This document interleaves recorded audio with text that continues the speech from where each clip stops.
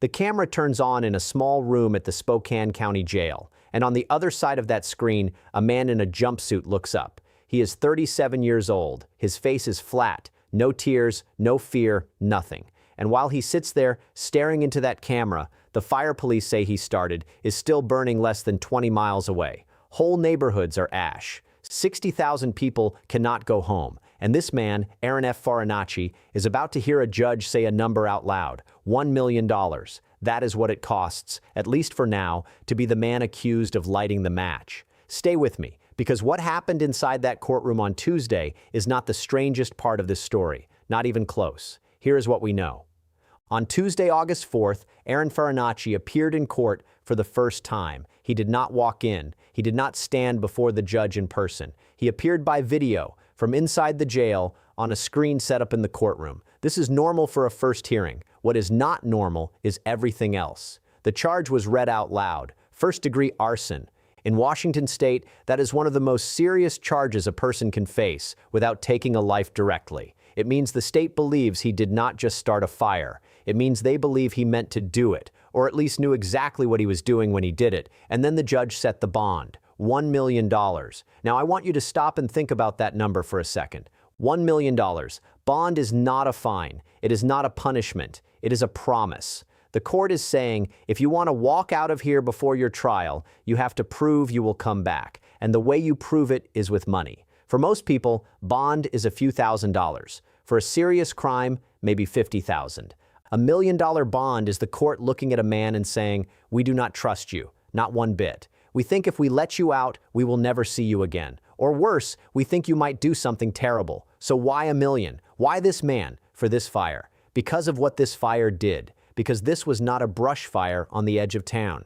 This was a fire that tore through Spokane in a way no one alive has ever seen. Homes gone, not damaged, gone. Down to the foundations, streets where every single house is a pile of gray rubble. The governor of Washington would later call it the worst natural disaster in the history of the city. And the man on that video screen is the one police say started it. Let me tell you what a first appearance actually feels like from the inside, because most people have never seen one. There is no jury. There are no speeches. It is a small, cold room with a judge, a clerk, a few lawyers, and a screen. The whole thing can be over in 5 minutes. The judge reads the charge in a flat voice, the same voice they use for shoplifters and traffic warrants.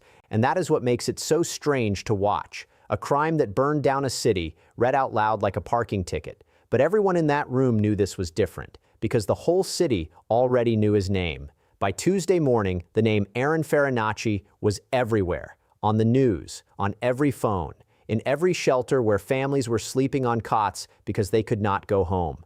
People who had lost everything were watching that little video screen, waiting to see the face of the man the police say did this to them. And what they saw was a man who looked like he did not care. I am not going to tell you what was in his heart. I cannot know that, nobody can, but I can tell you what people saw. They saw a flat face, a calm face. And in a city where people are crying in the ashes of their own homes, a calm face on that screen felt like a slap. Now here is the part that should make you angry. The part almost nobody is talking about yet. $1 million sounds like a lot. It sounds like justice. But now I want you to hold that number in your head while I give you another one. $21 billion. That is what a private research firm said this week is the total value of the homes sitting in the danger zone around Spokane. 50,000 properties, 50,000 families. That is the size of what was put at risk when this fire started. So do the math with me. $21 billion of danger, $1 million of bond. That means the court is holding this man for less than a penny on every $100 of damage and risk. If this fire had been a company that burned down a city, the people running it would be facing numbers with 9 zeros. But one man with one match? $1 million. That is the math of American justice. And a lot of people in Spokane are looking at that math tonight and feeling sick. And think about who is watching that math. Not lawyers, not reporters, regular people, a grandmother in a shelter who lost the house her husband built, a family that got out with one bag and a dog. These are the people refreshing their phones, reading that the man accused of destroying their lives could, in theory, buy his way out of jail for a fraction of what they lost. It does not feel fair. And maybe it is not supposed to, but it is the system we have. The judge did what judges do. The bond was set. The next date was picked, and that date is Thursday. Thursday is the arraignment. That is the hearing where Farinacci will have to answer the charge out loud. Guilty or not guilty. It is the moment the case truly begins, and every person who lost a home in this fire will be watching for it. Here is why Thursday matters so much. Right now, Farinacci is only accused. That word matters. In America, you are innocent until a court says otherwise, and that is how it should be. But Thursday is when we find out how this fight is going to go. Does he say not guilty and force the state to prove every piece of it? Does his lawyer start talking about evidence, about doubt, about whether the police have the right man at all? Or does something else happen?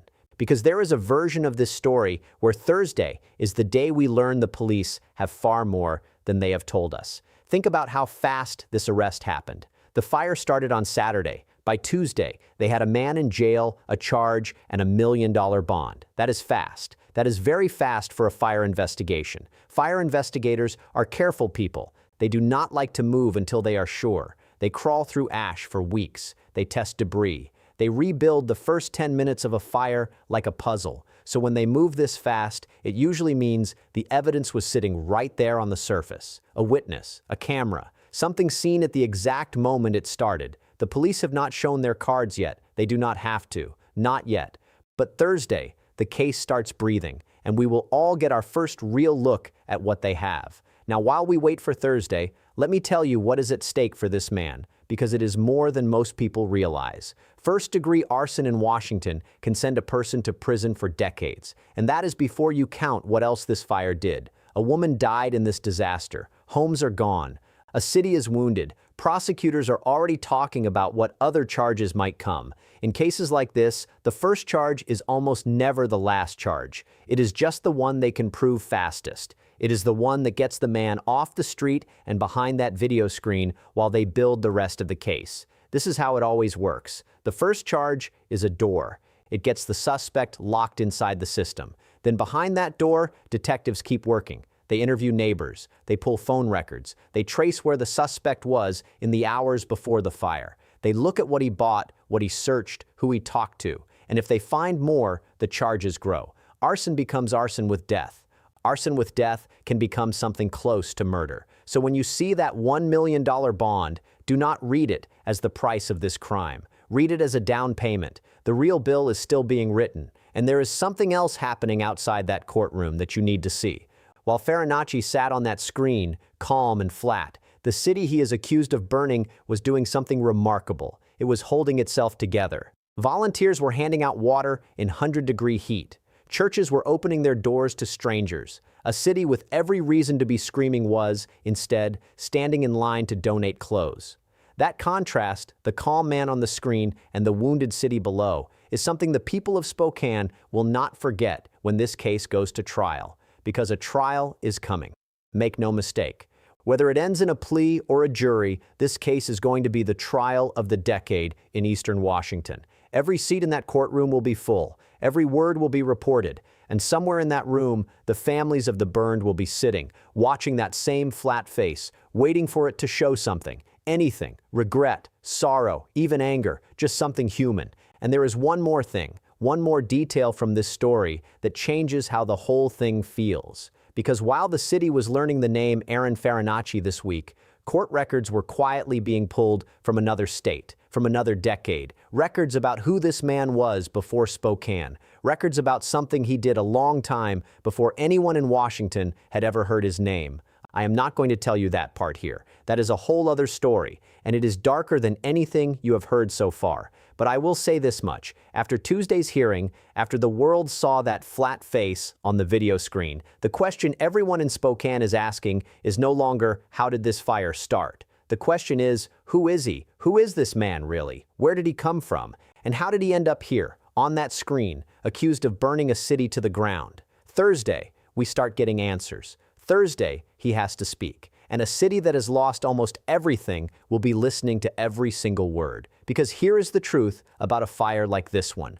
Long after the flames are out, Long after the smoke clears and the news trucks leave, there is still one burning question left standing in the ashes. It is the question every victim asks. It is the question every family sleeping in a shelter tonight is asking. Why? Why would a man light a match and let it take a city? What was in his head on that Saturday afternoon?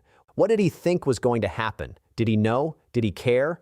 Right now, the only person on earth who can answer that is sitting in a cell at the Spokane County Jail behind a $1 million bond, waiting for Thursday. And the whole city is waiting with him.